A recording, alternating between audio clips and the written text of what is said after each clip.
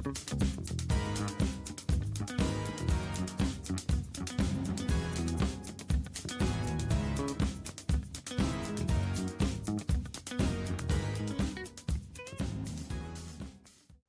वालेकुम। साइंस की दुनिया के साथ कदीर कुरैशी और हसान सलीम आपकी खिदमत में हाजिर हैं।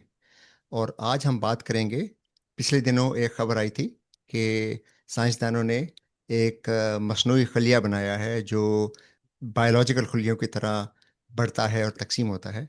तो मैं चाह रहा था कि उस पे कुछ बात की जाए और उस बारे में जो गलत फहमी है लोगों में उनको दूर किया जाए। तो पिछले दिनों साइंसदानों ने ये ऐलान किया था कि उन्होंने लेबॉर्ट्री में एक खलिया बनाया है जो हयाताती खलियों की तरह बढ़ता भी है और तकसीम भी होता है। तो ऐसा है कि एक हफ्ते पहले साइंसदानों ने ये ऐलान किया था कि उन्होंने खलिया बनाया है जो मुकम्मल तौर पर गैर जानदार अज्जा से बनाया गया है। यानी उसमें इससे पहले भी कोशिशें की जाती थी, साइंसदान ने कोशिश की थी मसनूई खलिया बनाने की, लेकिन वो ऐसा होता था कि जैसे एक साइंसदान थे क्रेग वेंटर, जिनका अभी हाल ही में फरवरी या मार्च में इसी साल इंतकाल हुआ उनका। उन्होंने एक खलिया बनाया था आज से करीबन 10-11 साल पहले। उसमें यह था कि डीएनए सारा मसनूई था, यानी डीएनए उन्होंने हर्फ ब हर्फ खुद तश्कील दिया था, लेकिन फिर उस डीएनए को एक जो बायोलॉजिकल खलिया है उसका डीएनए निकाल के उसकी जगह ये मसनूई डीएनए लगाया था और फिर वो खलिया तकसीम होता था तो डीएनए अपनी कॉपी बना रहा था। तो उसको उन्होंने कहा था कि पहली दफ़ा है कि मसनूई डीएनए पर मबनी खलिया बनाया गया है, लेकिन वो खलिया मुकम्मल तौर पर मसनूई नहीं था, सिर्फ डीएनए मसनूई था। अब जो उन्होंने खलिया बनाया है उसमें मुकम्मल तौर पर जो खलिया है, यानी उसका खोल, उसके अंदर जो मैकेनिज़्म है, उसके अंदर जो जीन्स हैं, उसके अंदर जो राइबोसोम हैं जो प्रोटीन बनाते हैं, वो सब के सब लेबॉर्ट्री में गैर जानदार मॉलिक्यूल से बनाए गए हैं। और ये तारीख में पहली दफ़ा है कि साइंसदानों ने मुकम्मल तौर पर गैर जानदार अज्जा के इस्तेमाल से एक खलिया बनाया है जो अपनी कॉपियाँ बनाने में कामयाबी हासिल कर चुका है। तो इस खलिये में ज़िंदगी की कुछ बुनियादी खसूसियात मौजूद हैं। मिसाल के तौर पर ये इसको अगर ग़िज़ाई अज्जा फ़राहम किए जाएँ, मतलब प्रोटीन या न्यूट्रिएंट्स जो होते हैं, तो ये अपने आप को बड़ा करने की सलाहियत रखता है। उसके अलावा इसमें अपने डीएनए की कॉपी बनाना और उसके बाद फिर दो हिस्सों में खलिए का दो हिस्सों में तकसीम हो जाना, राइट। अगर आप को बायोलॉजी का थोड़ा बहुत इल्म है तो आपको इल्म है कि जब खलिए अपनी कॉपी बनाते हैं तो पहले डीएनए तकसीम होता है खलिए के अंदर ही, और फिर वो खलिया जो है वो आहिस्ता आहिस्ता स्ट्रेच होने लगता है और उसमें फिर अलग हो जाता है, तो दो अलग अलग खलिए बन जाते हैं। तो इस खलिए में वो काबिलियत मौजूद है कि ये पहले अपनी डीएनए की कॉपी बनाता है और उसके बाद फिर दो हिस्सों में तकसीम हो जाता है। यानी अब ये दो खलिए बन गए और दोनों खलियों में ओरिजिनल डीएनए मौजूद है, यानी ये एक अगली नस्ल बन गई। तो इस तहकीक की क़यादत कैट अडेमाला एक साइंसदान है जो यूनिवर्सिटी ऑफ मिनेसोटा में ए बायोजेनेसिस की रिसर्चर हैं, टीचर भी हैं। ए बायोजेनेसिस का मतलब होता है ज़िंदगी को गैर जिंदा अजसाम से पैदा करने की साइंस, राइट। बायोजेनेसिस आमतौर पे जब खलिया अपनी कॉपी बनाते हैं उसे बायोजेनेसिस कहते हैं, यानी ज़िंदा खलिया अगली नस्ल बना रहा है। या आमतौर पे ज़िंदगी पहले से मौजूद ज़िंदगी से ही जन्म लेती है। लेकिन ए बायोजेनेसिस वो साइंस है जिसमें साइंसदान ये तहकीक करते हैं कि गैर ज़िंदा अजसाम से ज़िंदा खलिया कैसे बनाए जाएं। तो इस पर तहकीक पिछले 30-40 साल में हो रही है, लेकिन पिछले एक दिहाई में इस साइंस में बहुत तेज़ी से तरक्की आई है। और इससे पहले साइंसदान कोशिश करते रहे हैं मुकम्मल खलिया बनाने की, जुज़वी कामयाबी उनको मिली थी। ये पहली दफ़ा है कि केट एडमाला की जो टीम है उन्होंने एक मुकम्मल निज़ाम ऐसा बनाया है जिसमें गैर जिंदा अजसाम से खलिया बना है जो अपनी कॉपियाँ भी बना सकता है। अभी ये पेपर शाया नहीं हुआ, लेकिन इसका प्री प्रिंट एक वेब साइट है जिसे बायो आर्काइव कहते हैं, उस पर ये पेपर उन्होंने अपलोड किया है। तो अभी ये पीयर रिव्यू के प्रोसेस से गुजर रहा है। लेकिन इस पेपर पर जो बहुत मशहूर दुनिया के मशहूर बायोलॉजिस्ट हैं, उन्होंने कमेंट किए हैं और उन्होंने ये कहा है कि ये वाकई ये एक बहुत इनकलाबी कदम है। इसका मतलब ये नहीं है कि अचानक हमने ज़िंदगी बना ली और हर जगह में मसनूई खलिया नज़र आएंगे। लेकिन एक काम जो पिछले 30-40 साल से साइंसदान करना चाह रहे थे और उन्हें कामयाबी नहीं मिली थी, ये पहली दफ़ा है कि कैट एडमाला की टीम को उस काम में कामयाबी मिली है। और ये नुक्ता भी अहम है कि साइंसदान इसे मुकम्मल तौर पर ज़िंदगी नहीं कह रहे।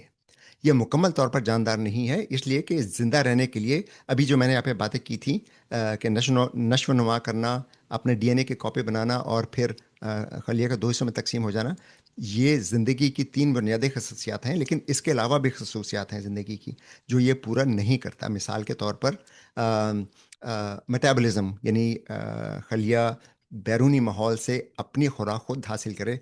ये जो खलिया है इसको बैरूनी माहौल से खुराक साइंसदान फराहम करते हैं। उसकी अभी हम बात करेंगे वो कैसे कैसे करती है, कैसे होता है। तो ये मुकम्मल तौर पर आज़ाद माहौल में नहीं रह सकता। ये एक इंतहाई कंट्रोल्ड माहौल में रह सकता है। लेकिन फिर भी इसे बहुत बड़ी कामयाबी करार दिया जाता है, क्योंकि पहली दफ़ा ये ऐसा हुआ है कि इस कदर का करीब पहुंच गए हैं हम ज़िंदगी बनाने में। यानी ये जो अब खलिया है, इसमें अब साइंसदान कोशिश करेंगे मेटाबॉलिज्म इनकॉर्पोरेट करने की और जो बाकी खसूसियात हैं वो इनकॉर्पोरेट करने की। और हम ये कह सकते हैं कि अब हम मुकम्मल तौर पर मसनूई ज़िंदगी बनाने के ज़्यादा करीब आ गए हैं।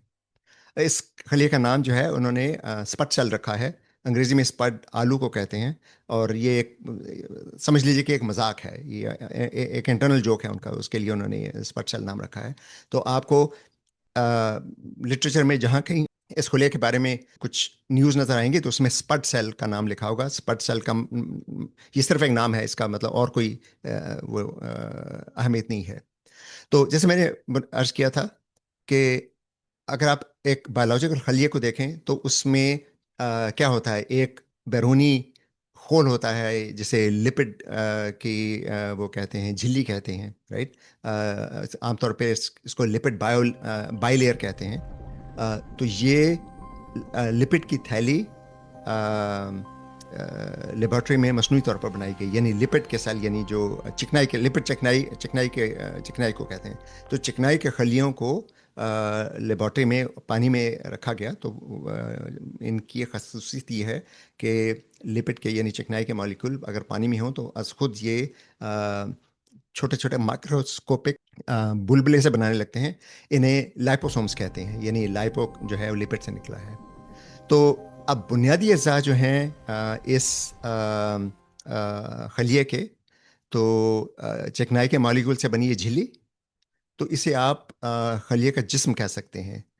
यानी एक खलिए में एक जो बुनियादी खसूसियत होती है कि वो अपने अंदरूनी माहौल को बैरूनी माहौल से महफूज रखता है। और वो महफूज रखने का तरीका जो है वो ये एक लिपिड की यानी चिकनाई के मॉलिक्यूल से बनी झिल्ली होती है। तो इसे आप खलिए का जिस्म कह सकते हैं। अच्छा, उसके अलावा फिर इसमें एक मसनूई जीनोम इन्होंने डाल। जीनोम का मतलब डीएनए। ये डीएनए बहुत ही छोटा, बहुत ही मुख्तसर है। ये इतना मुख्तसर है कि आमतौर पे अगर हम सादा से सादा बैक्टीरिया भी देखें, आपको शायद इल्म है कि बायोलॉजिकल खलिए दो किस्म के होते हैं। एक को प्रोकैरियोटिक सेल कहते हैं, जो कि बैक्टीरिया वगैरह हैं। ये ज़्यादा पुराने हैं, ज़्यादा सादा तर हैं। और साइंसदानों का ख्याल है कि जब ज़िंदगी का आगाज़ हुआ तो वो प्रोकैरियोटिक थी। प्रोकैरियोटिक का मतलब यह है, कैरियोट का मतलब मरकज़ा या न्यूक्लियस, राइट। तो ये जो प्रोकैरियोटिक खुलिये हैं ये इतने सादा हैं कि इसमें न्यूक्लियस भी नहीं होता। फिर दूसरी जो किस्म है वो यूकैरियोट्स है। जो पेचीदा खुलिये जिसे आप कह सकते हैं, उनमें न्यूक्लियस अलग से होता है, डीएनए न्यूक्लियस के अंदर होता है और फिर न्यूक्लियस के बाहर साइटोप्लाज्म में बहुत से ऑर्गेनेल्स होते हैं। تو انسانی جسم یا باقی جتنے بھی ملٹی سیلولر آرگنزمس ہیں، یعنی کثیر خلیے جو کثیر خلوی جانور ہیں، وہ ان خلیوں سے بنے ہیں جنہیں ہم یوکیریوٹک خلیے کہتے ہیں۔ تو یہاں پہ جو خلیہ بنایا گیا ہے اسے آپ پروکیریوٹک خلیے کی بھی انتہائی سادہ قسم کہہ سکتے ہیں، یعنی جو فطرت میں سادہ ترین خلیے ہمیں نظر آتے ہیں بیکٹیریا وغیرہ، ان سے بھی بہت زیادہ سادہ ہے یہ۔ عام طور پہ بیکٹیریا کا جو جینوم ہوتا ہے، یعنی بیکٹیریا کا ڈی این اے یا R N A, D N A ہوتا ہے عام طور پہ، اس میں بھی تقریباً کم سے کم جو سادہ سادہ ہمیں زندگی میں نظر آتے ہیں بیکٹیریا، ان میں 150 سے 200 جینز ہوتے ہیں۔ یعنی جینز کا مطلب یہ ہے کہ ایک جین جو ہے وہ ایک پروٹین بنانے کی ریسیپی ہوتی ہے، یعنی سادہ سادہ خلیوں میں بھی کم از کم 150-200 کے قریب پروٹین ہوتی ہیں، زیادہ تر میں ان سے بھی زیادہ ہوتی ہیں، رائٹ؟ یہ جو خلیہ بنایا ہے اس میں جو مصنوعی جینوم انہوں نے استعمال کیا وہ بیکٹیریا کے جینوم سے بھی کہیں چھوٹا ہے، یعنی اس میں صرف 36 جینز ہیں۔ عام جو سادہ ترین خلیہ جو زندگی میں ملتا ہے اس میں 150 سے 200 جینز ہوتے ہیں، اس خلیے میں صرف 36 جینز ہیں، اور یہ وہ بنیادی جینز ہیں جو ڈی این اے کو پڑھنے کا اور پروٹین بنانے کے لیے درکار ہوتے ہیں، صرف اس خلیے کے لیے جو درکار پروٹین ہے وہ بنانے کے لیے، رائٹ؟ چونکہ بہت سادہ خلیہ ہے، اس میں پروٹینز جو درکار ہیں ان کی تعداد بھی بہت کم ہے، اس لیے یہ اس کو صرف 36 کے قریب پروٹین کی ضرورت ہوتی ہے۔ اچھا، اس کے علاوہ عام خلیے میں ڈی این اے کی کاپی بنا کے اس سے آر این اے بنانے کا نظام ہوتا ہے، پھر آر این اے سے پھر رائبوسوم ہے جو آر این اے سے پروٹین بناتا ہے، رائٹ؟ تو اس میں رائبوسوم اور ٹی آر این اے جو جسے آپ ٹرانسفر آر این اے کہتے ہیں، جو جینیاتی کوڈ کو پڑھتا ہے اور پروٹین بنانے کے لیے رائبوسوم کو دیتا ہے، رائٹ؟ تو ٹی آر این اے اس میں موجود ہے، لیکن وہ بھی مصنوعی طور پر بنا کر اس میں ڈالا گیا ہے۔ رائبوسومز جو کہ پروٹین بناتے ہیں، یعنی ٹی آر این اے سے پھر جو پروٹین بنتی ہے وہ رائبوسوم میں بنتی ہے، رائٹ؟ یہ ایک سمجھ لیجئے کہ ایک آرگنل ہے۔ تو اس خلیے کی تیاری میں رائبوسوم کو بھی مصنوعی طور پر بنا کر اس میں شامل کیا گیا، یعنی یہ خلیہ جو ہے جب اپنی کاپیاں بناتا ہے تو رائبوسومز کی کاپیاں بنانے کے بھی قابل نہیں ہے، اس لیے اسے مکمل طور پر زندہ نہیں کہا جا سکتا۔ تو ایک جو میکینزم ہے خلیوں میں وہ ظاہر ہے جینیاتی ہوتا ہے، یعنی جو ڈی این اے ہے اس میں جینیاتی کوڈ ہوتا ہے، رائٹ؟ اس کو کاپی کرنے کا میکینزم ایک خلیے میں ہوتا ہے، اور پھر ایک جو ہے پروٹین بنانے کا، جیسے میں نے ذکر کیا تھا، رائبوسوم ہوتا ہے۔ تو اس خلیے میں یہ دو الگ الگ نظام جو سائنسدانوں نے ڈیزائن کیے ان کو پہلی دفعہ کامیابی سے ملایا گیا، اس سے پہلے یہ ممکن نہیں تھا۔ تو ایک تو ڈی این اے کو کاپی کرنے کا میکانزم، اور دوسرا پروٹین بنانے کا، یعنی رائبوسوم اور ٹی آر این اے کا جو میکانزم ہے، ان دونوں کو سسٹمز کو ملایا گیا۔ اس سے پہلے الگ الگ یہ سسٹم کئی سائنسدان لیبارٹری میں بنا چکے ہیں، لیکن اس سے پہلے ان کو ملا کر ایک خلیے میں ڈالنے میں کامیابی نہیں ہوئی تھی۔ یہ پہلی دفعہ ہے کہ ایسا کیا گیا ہے۔ اس کے علاوہ جیسے میں نے ابھی ذکر کیا تھا کہ یہ خلیہ جو ہے اپنی غذا خود ماحول سے حاصل نہیں کر سکتے، تو ان کو غذا فراہم کرنے کے لیے ایک الگ سسٹم ڈیزائن کیا گیا، جو الگ سے چھوٹی چھوٹی لپڈ کی تھیلیاں ہیں، جن میں وہ جو شوگر کے مالیکیولز ہیں اور انزائمز ہیں جو اس خلیے کو بڑھنے کے لیے، اپنی کاپیاں بنانے کے لیے درکار ہوتے ہیں، وہ غذا جو ہے انہیں چھوٹے چھوٹے لپڈ کے جو سمجھ لیجئے کہ تھیلیاں ہیں یا بلبلے ہیں، ان کے ذریعے دی جاتی ہے۔ تو یہ اب یہ تھیلیاں جو ہیں یہ بھی ان کا خول جو ہے لپڈ کا ہے، اور یہ یاد رکھیے کہ جو خلیہ ہے اس کا اپنا خول بھی لپڈ کے مالیکیول کا ہے، رائٹ؟ تو عام جو زندہ خلیہ ہیں ان میں بھی ایسا ہی ہوتا ہے، اور یہ جو مصنوعی خلیہ بنایا ہے اس میں بھی ایسا ہی ہوتا ہے کہ یہ جو لپڈ کے تھیلیاں ہیں جن میں غذا ہے، یہ جب اس خلیے کے جو بیرونی خول ہے جو لپڈ مالیکول کا بنا ہے اس سے ملتے ہیں، تو سمجھ لیجیے کہ دو بلبلے آپس میں مل رہے ہیں، رائٹ؟ جب دو بلبلے آپس میں ملتے ہیں تو آپ نے شاید دیکھا ہوگا بعض اوقات وہ مل کے ایک بڑا بلبلہ بنا لیتے ہیں، یعنی ان کے درمیان پھر جو دیوار ہے لپڈ کی وہ دیوار جو ہے ختم ہو جاتی ہے اور وہ بلبلے مل کر ایک بڑا بلبلا بنا لیتے ہیں. تو یہ غذا ان کو جو ملتی ہے وہ بھی اسی طرح ملتی ہے کہ لپڈ کی تھیلیاں، لپڈ کی ایک تھیلی جب اس خلیے کے لپڈ کا جو ہول ہے اس سے ملتی ہیں تو وہ دونوں ہول مل کے ایک بڑا ہول بنا دیتے ہیں. تو اس طرح سے ان تھیلیوں میں جو غذا ہوتی ہے وہ خلیے کے اندر پہنچ جاتی ہے، لیکن ان کا جو بیرونی خول ہے وہ ٹوٹتا نہیں ہے. یعنی باہر اور اندر کے ماحول کو ایک دوسرے سے الگ رکھنے کے لیے جو خول کا سسٹم ہے وہ قائم رہتا ہے. تو اس طرح سے اسے غذا میسر کی جاتی ہے. اور یہ مکمل ڈیزائن، یعنی ڈی این اے سے لے کے یہ جو لپڈ کے جو تھیلیاں ہیں جن میں یہ خود خلیے ہیں، اور پھر جو لپڈ کی جو چھوٹی تھیلیاں ہیں جن میں غذا فراہم کی جاتی ہے، یہ پورے کا پورا نظام انسانوں نے یعنی سائنسدانوں نے خود بنایا ہے. اور اس کا مطلب یہ ہے کہ اس خلیے کا مکمل ڈیزائن انسانوں کو معلوم ہے. اور اس کا فائدہ کیا ہے؟ اس کا فائدہ یہ ہے کہ اب یہ چونکہ خلیہ بنانے کے قابل ہو گئے ہیں تو اب اس میں تبدیلیاں کر کے کسی بھی جز کو تبدیل کر کے ہم یہ دیکھ سکتے ہیں کہ اس سے خلیے کی گروتھ پر یا اس کی نشو و نما پر کیا اثر پڑتا ہے. تو سائنسدانوں کو ایک بہت اچھا ٹول مل گیا ہے اے بایوجینیسس کی ریسرچ کرنے کے لیے اور یہ دیکھنے کے لیے کہ مختلف اجزاء اس کے کیسے کام کرتے ہیں. تو چیزوں کو اس طرح سے بنا کر ملا کر ایک جگہ ایک خلیے میں یا مصنوعی خول میں ڈال دینا وہ از خود ایک بہت بڑی کامیابی ہے. لیکن اس سے بھی بڑی کامیابی یہ ہے کہ سائنسدانوں نے ایک ایسا میکنزم تیار کیا جو اس خلیے کو تقسیم کر کے دو الگ خلیے بنا سکتا ہے، یعنی نئے خلیے بنا سکتا ہے. یہ اس سے پہلے کبھی نہیں ہوا تھا، اور یہی اس یہ جو ریسرچ ہے اس کی سب سے بڑی کامیابی ہے. تو پہلے بھی جب کسی لپڈ کے ہول میں ڈی این اے بنا کر یعنی اس کی نقل بنانا یہ پہلے بھی لیبارٹری میں ممکن تھا، لیکن وہ پھر ایک خلیے کے اندر ہی رہتا تھا. وہ سب کچھ وہ خلیہ بڑا ہو جاتا تھا اور اینڈ میں آ کے پھر وہ اتنا بڑا ہو جاتا تھا کہ وہ اس کے جو لپڈ کی جو بیرونی خول ہے وہ ٹوٹ جاتا تھا اور وہ سارا مٹیریل ضائع ہو جاتا تھا. تو تقسیم کرنے کا جو پروسیس ہے وہ اس سے پہلے ممکن نہیں تھا. جو حیاتیاتی خلیے ہیں یعنی جو فطری خلیے ہیں ان میں خلیوں کو تقسیم کرنے کا ایک الگ سے نظام ہے. اس کو ہم سائٹوسکیلیٹن کہتے ہیں. یعنی خلیوں میں پروٹین کے ریشے ہوتے ہیں جو جب ڈی این اے کاپی ہو جاتا ہے تو پھر اس کو الگ الگ کرتے ہیں، یعنی آلموسٹ جیسے رسیوں سے جکڑ کے ان کو الگ الگ کرتے ہیں اور پھر وہ الگ الگ حصوں میں چلے جائیں تو بیچ میں کا جو حصہ ہے وہ پھر چھوٹا ہونے لگتا ہے، پنچ ہونے لگتا ہے اور اس طرح پھر وہ دو خلیے بن جاتے ہیں. تو یہ جو سائٹوسکیلیٹن کا نظام ہے یہ ابھی تک سائنسدانوں کو علم نہیں ہے کہ ہم مصنوعی طور پر کیسے بنائیں. اور اس سے پہلے جو خلیوں کو مصنوعی خلیوں کو تقسیم کرنا ممکن نہیں تھا اس کی وجہ یہی تھی کہ ابھی تک ہمیں یہ علم نہیں ہے کہ سائٹوسکیلیٹن کیسے بنایا جائے.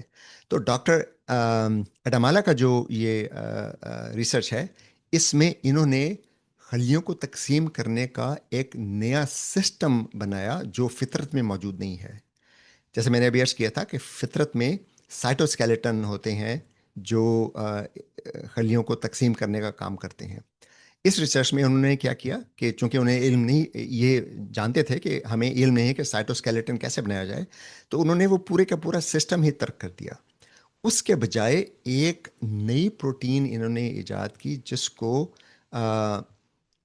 اگر خلیے کے جو ہول ہے اس پر لگا دیا جائے جہاں پہ تقسیم کرنا جہاں پہ مقصود ہو، تو یہ پروٹین جھلی کے ارد گرد جمع ہو کے اس سے پنچ کرنے لگتے ہیں یعنی دبانے لگتے ہیں.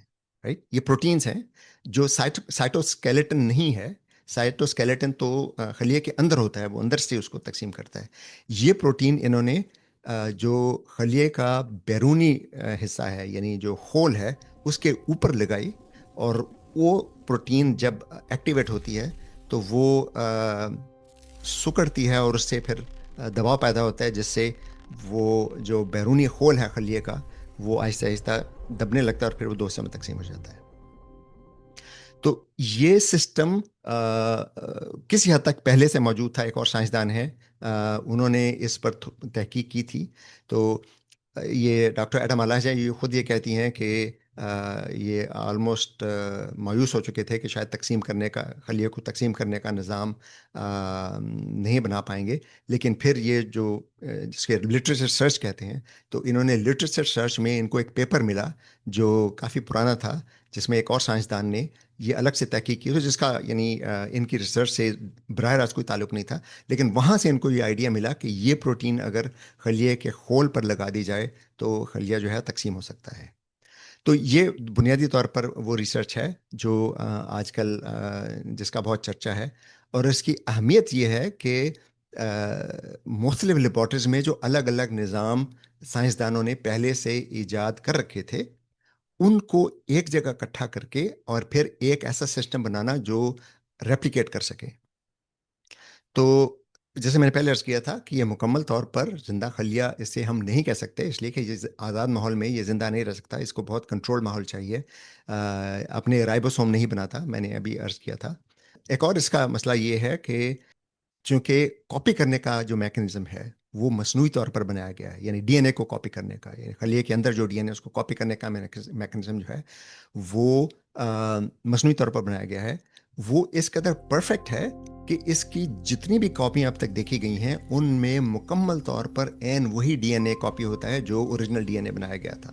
اور آپ کو یہ علم ہے کہ ارتقاء یعنی جو ایوولوشن کا جو پروسیس ہے اس کا بنیادی نقطہ ہی یہ ہے کہ فطری ماحول میں جب خلیے اپنی کاپیاں بناتے ہیں تو ان میں کہیں کہیں غلطیاں ہوتی ہیں, یعنی جو ڈاٹر سیل ہے, یہ جو اگلی نسل ہے, اس کے ڈی این اے میں کہیں کہیں تبدیلی آ جاتی ہے, رائٹ, انہیں میوٹیشن کہتے ہیں.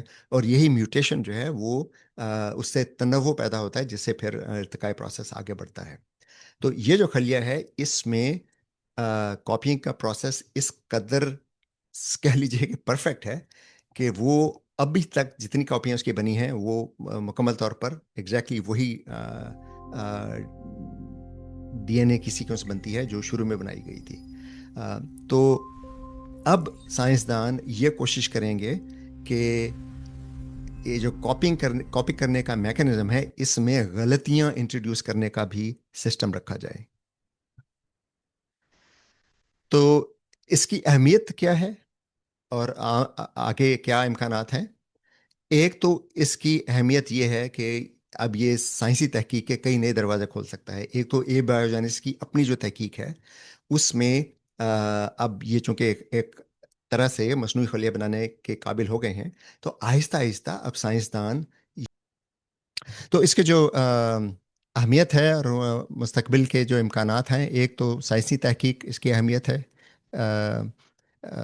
کہ اس سے اب سائنسدان اس جو بنیادی نظام اب تشکیل دیا گیا ہے اس میں مزید وہ سسٹمز شامل کرنے کی کوشش کریں گے جو ایک آزاد خلیے میں ہوتے ہیں, مثلا رائبوسوم کو کاپی کرنے کا نظام, یا خوراک ماحول سے خود حاصل کرنے کا نظام, اور جو فضلہ ہوتا ہے, یعنی جب کوئی بھی میٹابولزم خلیے میں کام کرتا ہے تو اس یعنی کیمیکل ریئیکشن ہوتا ہے, اس کے کچھ جو اجزاء بنتے ہیں وہ خلیے کے لیے استعمال کے لیے ہوتے ہیں اور کچھ جو ہیں اس کے لیے استعمال کے نہیں ہوتے, یعنی وہ استعمال نہیں کرتا. تو وہ پروڈکٹس جو خلیہ استعمال نہیں کرتا اسے فضلہ کہا جاتا ہے. تو وہ پھر خلیے سے خارج کرنے کا ایک الگ سے نظام ہوتا ہے فطری خلیوں میں جو اس خلیے میں نہیں ہے. تو سائنسدان کوشش کریں گے کہ آہستہ آہستہ یہ نظام جو ہیں یہ بھی اس خلیے میں شامل کریں. اور اب یہ امید بند گئی ہے کہ اگلے کچھ سالوں میں 5 سال 10 سال, یہ تو ابھی اندازہ نہیں ہے کتنی دیر لگے گی, کہ مکمل طور پر خود مختار مصنوعی خلیہ بھی سائنسدان بنا پائیں گے جو فطری ماحول میں زندہ رہ سکے اور اپنی کاپیاں بنا سکے. لیکن اس کے علاوہ جو فوائد ہیں, خلیہ بنانے کا جو ایک جو کاپینگ کا پروسیس ہے اس میں پروٹین بنانے کا بھی ایک پروسیس ہوتا ہے, رائٹ. پروٹین بنانے کا مطلب یہ ہے کہ ڈی این اے میں جو انفارمیشن موجود ہے اس انفارمیشن کے بنیاد پر کوئی مالیکول بنایا جائے جو عین انہی मॉलिक्यूल्स पर मुश्तमिल हो जिनकी इंस्ट्रक्शन डीएनए में लिखी गई है। तो इसका मतलब क्या है कि अब हम किसी भी किस्म का मसनूई मॉलिक्यूल मसनूई खलियों की मदद से बना सकेंगे। आजकल जो मसनूई मॉलिक्यूल बनाने का तरीका है वो बहुत पेचीदा, बहुत मुश्किल है और बहुत महंगा है। इसलिए बाज़ औक़ात साइंसदानों को ये मालूम होता है कि अगर फ़लाँ मॉलिक्यूल बन जाए तो उससे फ़लाँ दवा बनाई जा सकती है जिससे फ़लाँ बीमारी का इलाज किया जा सकता है। लेकिन वो मॉलिक्यूल बनाने का प्रोसेस इस कदर पेचीदा होता है कि इसमें अरबों डॉलर लगते हैं। इस वजह से दवाएं बहुत महंगी होती हैं, राइट। दवाओं का महंगे होने की एक बहुत बड़ी वजह ये भी है कि वो दवा बनाने का जो प्रोसेस है वो बहुत महंगा होता है। अगर हम मसनूई खलिए में डीएनए को इनकोड करें कि वो फिर जब डीएनए की जो प्रोटीन बनाने का अमल है, प्रोटीन बनाने का अमल बेसिकली मॉलिक्यूल बनाने का अमल है, राइट। प्रोटीन मॉलिक्यूल होते हैं। अगर उस मैकेनिज़्म को हम इस्तेमाल कर सकें तो फिर हम इस मसनूई खलिए की टेक्नोलॉजी की मदद से कोई भी मॉलिक्यूल आसानी से बना सकेंगे। तो उससे नई दवाएं, नए ईंधन, यू नो कोई भी, जैसे खादें हैं या प्लास्टिक है, ये मॉलिक्यूल हैं, राइट। पेचीदा मॉलिक्यूल हैं, मैक्रो मॉलिक्यूल्स हैं, खासतौर पर प्लास्टिक। तो आजकल ये प्लास्टिक और खादें जो हैं ये पेट्रोलियम के बाई प्रोडक्ट्स हैं। यानी जब खाम तेल से हम रिफाइनरी में पेट्रोल या डीजल बनाते हैं या केरोसिन ऑयल बनाते हैं, या जैसे मिट्टी का तेल कहते हैं, उसके अलावा फिर जो बाकी चीज़ें बच रहती हैं खाम तेल में से, उनमें से फिर हम मज़ीद प्रोसेस करके हम प्लास्टिक बनाते हैं या खाद बनाते हैं या और मुख्तलिफ़ चीज़ें बनाते हैं। तो अगर ये चीज़ें मसनूई तौर पर बनाया जा सकें तो ये एक अलहदा से एक उम्मीद हमें बन जाएगी कि हम पेट्रोलियम के इस्तेमाल को कम कर सकें, यानी जो फॉसिल फ्यूल हैं उनके इस्तेमाल को कम कर सकें। अ, उसके अलावा फिर ये है कि बीमारियों की जो रिसर्च होती है उसमें हम बीमारियों के, यानी बीमारी की वजह कोई भी अगर वायरस है या बैक्टीरिया है तो उनके जो डीएनए है उसमें तब्दीलियाँ करके मसनूई तौर पर उन्हें बनाकर हम ये रिसर्च कर सकेंगे कि उनमें कौन सा मैकेनिज्म है वो हम दवा के ज़रिए टारगेट कर सकते हैं। जैसे आजकल आपको इल्म है कि बहुत से बैक्टीरिया जो हैं वो अब एंटीबायोटिक उन्हें नहीं मार पाती, वो एंटीबायोटिक रेजिस्टेंट हो चुकी हैं। तो अगर हमें ये इल्म हो जाए कि उनके बायोलॉजी में और कौन कौन से मैकेनिज्म हैं जिनको टारगेट करके हम ऐसे मॉलिक्यूल बना सकते हैं जो फिर उन्हें ख़त्म कर सकें, तो बीमारियों को समझने में और भी, जैसे मैंने पहले अर्ज़ किया था, इलाज उनका जो है उनको समझने में हमें बहुत मदद मिलेगी। फिर जो बुनियादी साइंस की तहकीक, एक तो मैंने बायोजेनेसिस की बात की थी कि उस तहकीक में मदद मिलेगी। उसके अलावा फिर हमें, यानी ज़िंदगी पे हम लेबॉर्ट्री में तजर्बात करके देख सकेंगे कि ज़िंदगी के लिए क्या क्या चीज़ें दरकार हैं और कम से कम किन चीज़ों की ज़रूरत है जिनसे एक खुद मुख्तार ज़िंदगी बन सकती है। यहाँ ज़िंदगी से मुराद बैक्टीरियल या यानी यखुलवी ज़िंदगी है। वो कसीर खलवी का तो ज़िक्र बाद में आएगा। फिर हमें अगर ये समझ आ जाए कि हम खलिए मसनूई कैसे बना सकते हैं तो हमें ये समझने में आसानी होगी कि ज़मीन पर जब ज़िंदगी का आगाज़ हुआ आज से लगभग 4 अरब साल पहले, तो वो कैसे हुआ था। और फिर ये है कि हम अगर बायोलॉजी को तब्दील कर दें आहिस्ता आहिस्ता तो उससे क्या नताइज निकलेंगे। अब ये है कि ये खलिया अभी तक तो खुद कफ़ील नहीं है, यानी इसे मुसलसल ग़िज़ा की ज़रूरत होती है, राइबोसोम की ज़रूरत होती है। इसलिए एक मखसूस माहौल में ही ज़िंदा रह सकता है और अपनी मखसूस हद तक कॉपियाँ बनाता है, उसके बाद मज़ीद कॉपियाँ नहीं बना सकता। लेकिन ये है कि हमें ये भी एहतियात करना है कि जब हम कोई मसनूई ज़िंदगी बनाएं तो ऐसा ना हो कि वो कंट्रोल से बाहर हो जाए और बाहर माहौल में अपनी कॉपियाँ बनाने लगे और फिर ऐसे नताइज निकलें जिनका हमें आज एहसास भी नहीं है। तो इसमें, इस माहौल में अभी चूँकि इस खलिए में चूँकि अभी जैसे मैं पहले अर्ज़ किया था बायोलॉजिकल इवोल्यूशन मौजूद नहीं है, इसलिए हमें अभी तो इतना ये इल्म नहीं है कि इसके बाद में क्या क्या नताइज निकल सकते हैं। लेकिन जब साइंसदान इसमें इवोल्यूशन کی قابلیت ڈالیں گے، یعنی اس کا جو کاپی بنانے کا میکانزم ہے اس میں غلطیاں انٹروڈیوس کرنا شروع کریں گے، اس سے پھر یہ ہے کہ اس میں تنوع پیدا ہوگا جو اگلی نسلیں آئیں گی، اور اس میں یہ امکان ہمیشہ موجود رہتا ہے کہ اس میں کوئی ایسی میوٹیشن آ جائے جو بعد میں ہمارے لیے یا ماحول کے لیے نقصان دہ ہو۔ تو یہ سب چیزیں ہمیں دیکھنی چاہیے، اور سائنسدان اس کو دیکھ رہے ہیں۔ تو جو بنیادی بات ہے وہ یہ ہے کہ خود ان سائنسدانوں نے یہ کہا ہے کہ زندہ خلیے، آپ سادہ سادہ خلیے بھی لیں، وہ ایک جدید جہاز کی طرح پیچیدہ ہیں۔ یہ جو خلیہ بنا ہے یہ رائٹ بردرز کا جو پہلا جہاز تھا یہ وہ ہے، یعنی انتہائی سادہ لیکن ایک بنیادی کام کرنے کے قابل ہے جو سائنسدان اس سے پہلے کرنے کے قابل نہیں تھے۔ اور رائٹ برادرز نے یہی کیا تھا کہ اس سے پہلے بھی لوگ اڑنے کی کوشش کرتے تھے، تو رائٹ برادرز کا جہاز جو ہے وہ چند سیکنڈ کے لیے، 1 منٹ 1.5 منٹ کے لیے اڑا تھا، لیکن ایک نظام انہیں سمجھ میں آ گیا کہ اڑان کے لیے کیا کیا چیزیں ضرورت ہیں۔ اور آج دیکھ لیجئے 100 سال میں ہم کس قدر ایڈوانسڈ ایئرپلین بنا چکے ہیں۔ اب یہ جو بوئنگ کے جو بڑے جہاز ہیں یا ایئر بس کے جو بڑے جہاز ہیں A380 ٹائپ کے، ان میں 700 800 مسافر ایک وقت میں سفر کر سکتے ہیں، ڈبل ڈیکر ہے، بہت بڑے جہاز ہیں، رائٹ۔ تو یہ ترقی اسی لیے ممکن ہوئی کہ رائٹ بردر نے پہلا جہاز بنایا۔ اسی طرح یہ خلیہ جو ہے یہ پہلا قدم ہو سکتا ہے ترقی کی راہ پر،